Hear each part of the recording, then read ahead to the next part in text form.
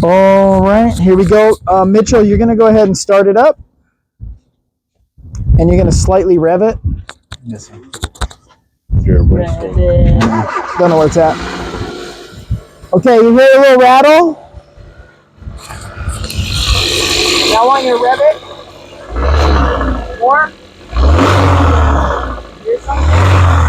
Keep going.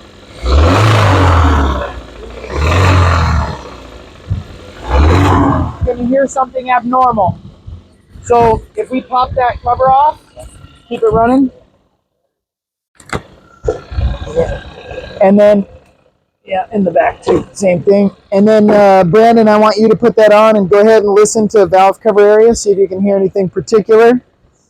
And then Mitchell, how you noticed you have to kind of rev it to get that clatter. We want to continue to duplicate that. All right, so to like a trained technician, you know that sound. But when you're brand new, you might not know that sound. Now I want you to especially try to get that stethoscope a little lower. You try to get that stethoscope more towards the bottom, you're going to hear more.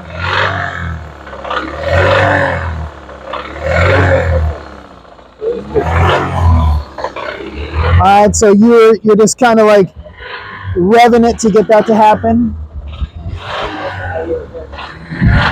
We have no oil light or anything.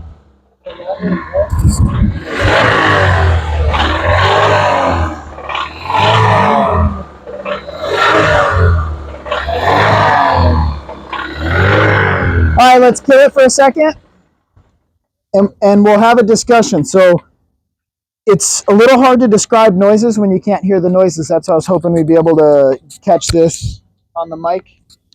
Brandon, what's your thoughts? I can tell you got something in your mind. On this cylinder at the very bottom, you can hear something clearly smacking the wall. It sounds like it?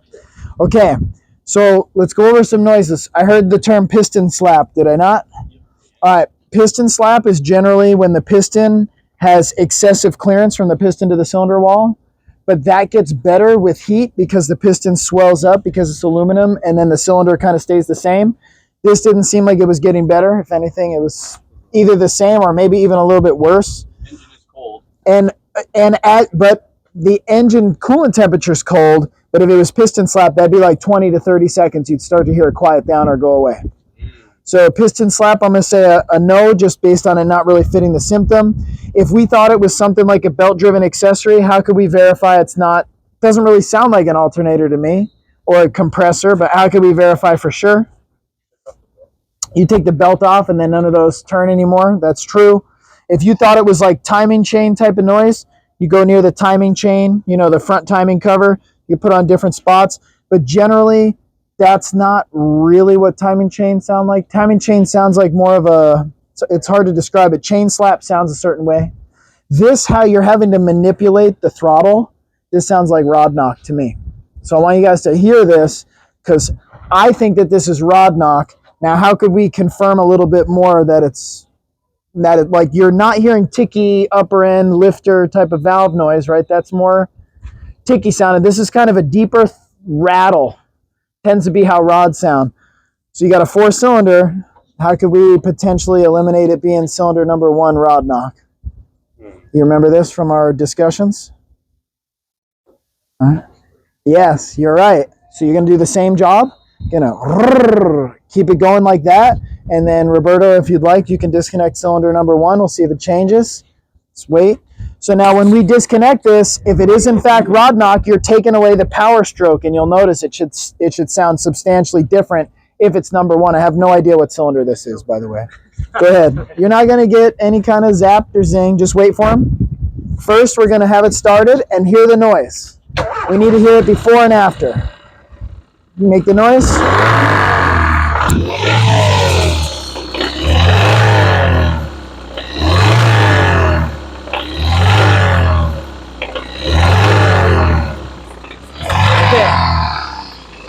Pull the gray back and then disconnect. So the gray first. You all saw that? Because somebody else can. Keep going, Mitchell. Sounds the same to me. Connect 1. So we'll reconnect one. We'll do the same test. Somebody for two? Keep making that rev.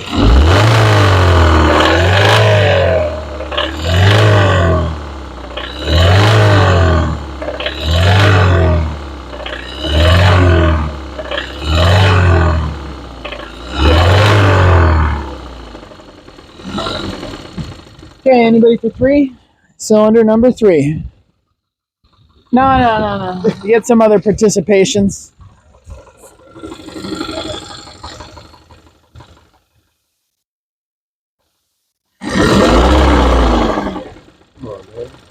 Yeah, pull the gray one back. That works.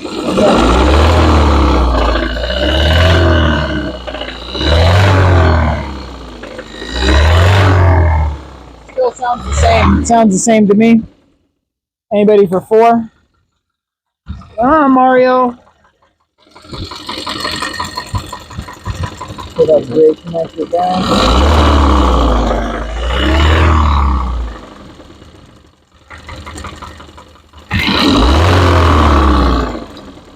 Hit.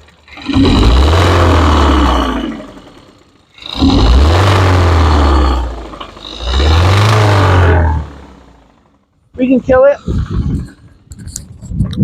What'd you guys think? Kind of sounds the same to me. Yeah.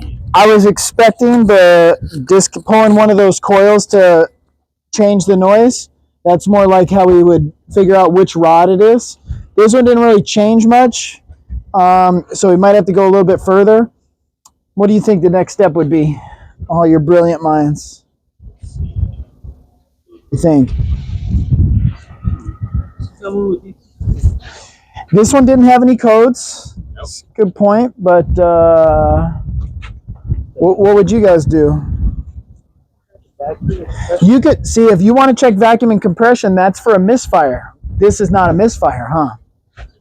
This is a knock. So what could cause a knock? Maybe a worn journal or a bad bearing or something up with a cylinder or a piston. All that's true.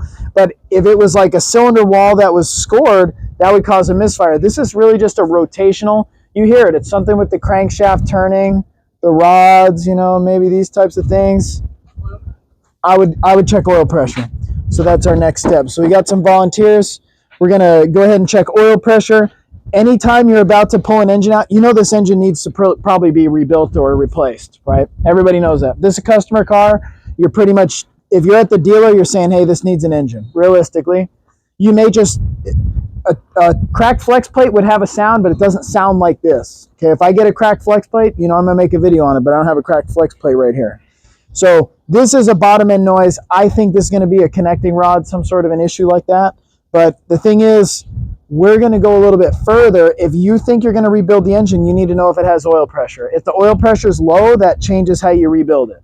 If the oil pressure is good, that just sends us in a direction of like we need to check the journal that's making the noise type of thing. Whereas if the oil pressure is low, we know that there's either a bad oil pump, which is possible, or there's going to be excessive clearance in the main bearings. Cool. So next step is oil pressure test. All right, we got minimal oil pressure. Rev it.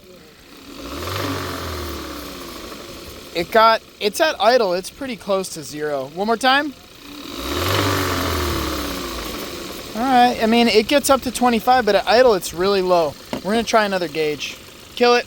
Okay, yeah, but I think the minimum's over like 7, so.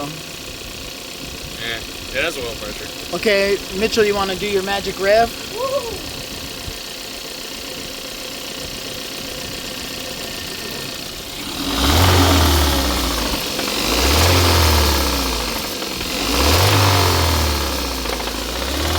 Kill it.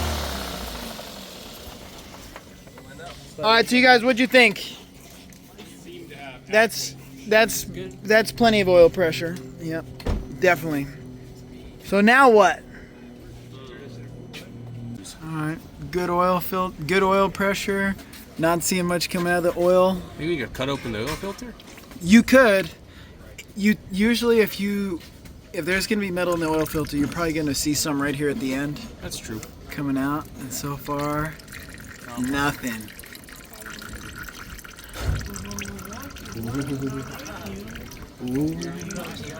Oil on the concrete already. Yep. Have a nice day. No, we're not really seeing. We're not. Well, actually, there's a little bit at the end here. Oh. Here, you try to shine. Let me zoom in. That's good. No, stop. Okay. Yeah, you can catch it a little bit. You can see just occasional speckle. I'm not even sure that I'd say that it's abnormal. Yeah, it's a little bit of glitter. I see it. It's kind of like trailing just a little down something right there on the side. Yeah, there was a little piece. I saw it float by. Oh, there's like a bunch of little pieces. Okay. There's like a whole stream of them on the left and the right. Yeah. I would have put a. That's tends to be a little bit of a sign. Nothing really horrible though. See if it tastes like mellow, Mitchell. Yeah, you taste it. You taste it, Colin. No habla inglés. No, bro, you were a Starbucks. Well, that's because you need like 10 gallons of sugar for everything. You can see a little bit there. Yeah, on the left and the right. Huh? Yeah, there's a bit of a gray stream starting. Mm-hmm. It's usually towards the end it starts to get a little iffy. All this stuff is sunk. Yeah, you can see it. Time for you to get a watch. Yeah, you can see it. So there's a bit of a clue. Indeed. Worse than normal. Definitely. Yeah. All right, oil pan is off. You just pop it off. You see it's down there. You can already see there's a lot of metal in the pan. Roberto, go ahead and dump that pan out, and then we'll take a closer look. And then if you look, there's little shamies in there. yeah, there is. And if you look in the pickup, there's a big old clump of metal there.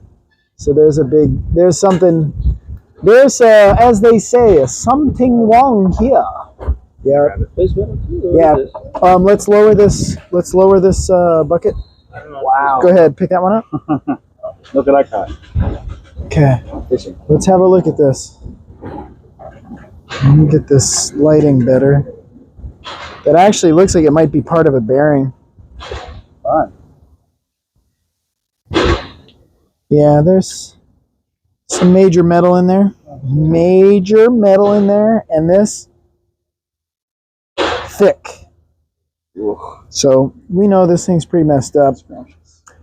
The bummer is the structural pan here. You can't see any of the crank or anything. Really, like maybe just a little bit through there. Yeah, you can see a little bit. Let me see if I got my camera here. I think I do. We might send the camera up there and see if we can see some stuff. Yeah. All right, so we're going to send this camera up there. This is the helicopter went by. All right, so the next video, I'm not sure that audio will work. It'll be with this up through the pan.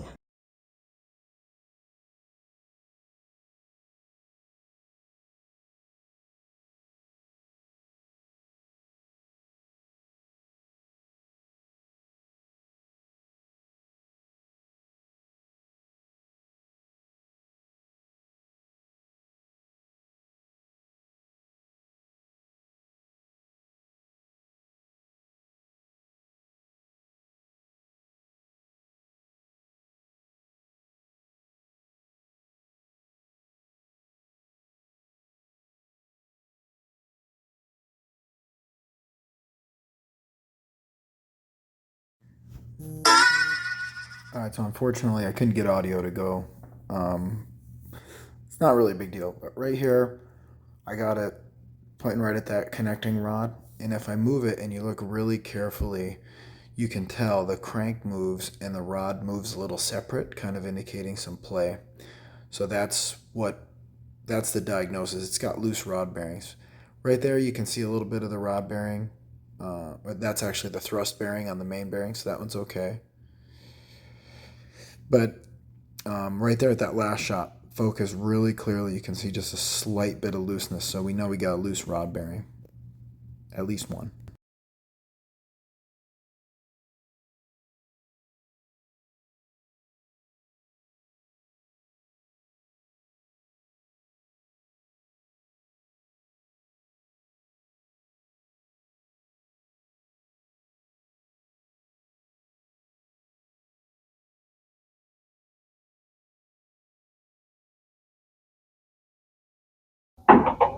Roberto, go ahead. And where's the camera? But zoom in quite a bit. I gotta get the light just right.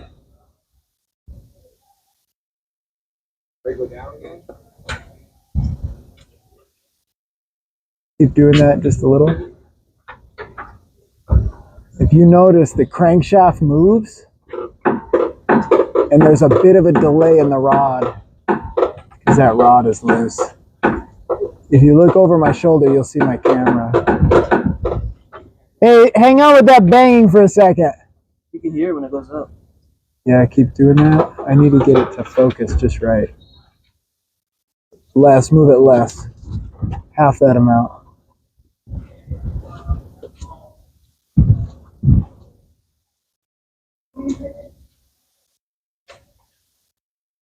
More. Yeah, you can catch it just like that. The rod moves separate from the crank and it shouldn't. All right, cool tip. Trying to remove this timing cover. I pry, I pull, I squeeze. If you look right here, here's a dowel and then here's an interesting hole. It's threaded. That's actually to use a jacking bolt. All right, so if I get this started here, check that out. Boom, one there, got one here. That'll pull this cover right off.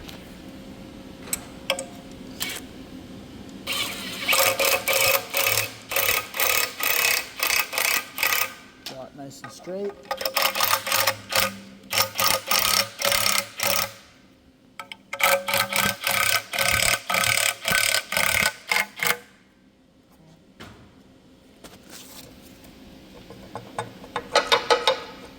The final wiggle, there you go. All right, here's a super fast forward. So that car is not even in the shop anymore. Yanked this engine out. I had some really good help with that. And then I just busted this thing apart. Fast, fast, fast. As you can see. So here's the inspection. Rod number 1. Totally hammered. You can see that on the video. Rod 2 feels fairly tight. Rod 3 feels fairly tight. Rod 4 is totally shot, loose. So at a minimum, you know, we already knew these rod bearings, at least one rod bearing you could see on video, but it looks like it's gonna be 2 that are totally wasted. I went ahead and ordered a crankshaft and rod bearings and rods. I'm hoping that the rod bearings haven't spun in these, you know, so at a minimum, I'm into it for the crank and bearings. If it's spun and scored the rods up, I'll have to do the rods too, which I got what I need to do that. But I didn't pull the head, I didn't pull a turbo. I'm just accessing the crank, and then I'm gonna make my evaluation and go from there. So here be the moment of truth.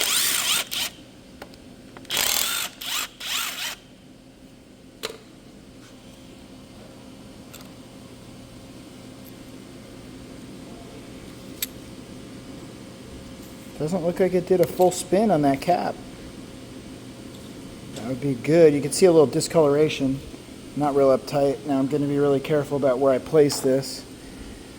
And the reason I'm trying to do this super fast is because I just really need to make sure I get the right parts ordered. So like normally I would take a lot more time to do this.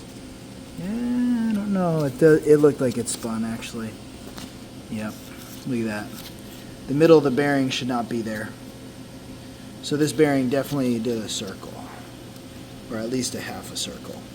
Now I gotta just get that rod off of there. Okay. So yeah, that bearing's mushed. Pretty bad. Knew that was gonna happen. I mean, the crank's not badly scored, but it's way too scored to run it. So what I'm gonna do right now is make a plan if I need to replace that connecting rod, because it didn't look bad. Yeah, you can see. The more I look, the more I see. Alright, so looks like I'm gonna really have to pull that crank, pull the connecting rods out, and do the connecting rods as well. I will reuse the pistons though. So there's the culprit, and I'll do a complete analysis of all these, obviously. And then additionally, because we know there's metal going through this system, I'm going to have to do a lot of cleaning. So I got the sonic tank and all the goody cleaning stuff right there. All right, continuing. So now you can really see, right? There's one. Here's two. See that bearing? Still sitting in place. And 3, still sitting in place. And 4, clearly discolored and spun. So definitely 1 and 4. Pretty rough. Continuing. Alright, main's looking super clean though. At least so far. Very nice. I'll get the crank out. Alright, crank coming out. Alright, so mains look good until I got to this rear.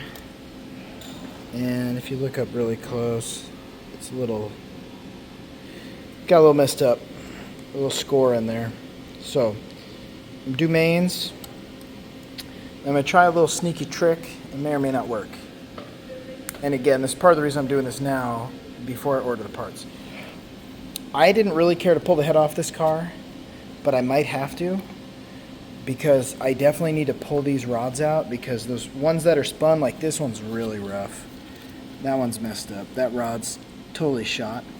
So I'm going to pull the rod out, but I'm going to sneak that piston oil sprayer out. I'm going to slide the rod out the bottom, and maybe, if I'm super careful, I might be able to sneak the rings back in, but if it fights me, I'm going to order a full engine gasket set, and I might even get a set of rings just in case I mess them up. But I'm going to see. If I can sneak it out and sneak it back in really nice, I'm not even going to open up the top end. Unfortunately, that's a hard no. That piston can't clear the block. So, which is, I never really tried it that way. So I got to pull the pistons out traditionally, which means I'm pulling the head, which means I'm really getting a head gasket kit, everything. So kind of a bummer, but the diagnosis really at this point is done. I'm going to go ahead and knock this job out, I've already got the crank and bearings, and as you saw, I got rods. OEM, in fact. But this is the complete teardown, so we've assessed the damage. Spun rod bearing in 1, spud rod bearing in 4, damaged main bearing. The crank is damaged. There's no real way, and because the rod's damaged, you got to separate the pistons. So see, that would have been the dream, is if that rod was good and this rod was good, I was just going to slam bearings in this fine piece of equipment. But that rod's real. I can't. In fact, this is friction welded. If you look, I really can't even pull that bearing out. That thing's rough. So this really needs a full rebuild now. But that will conclude the extensive diagnosis.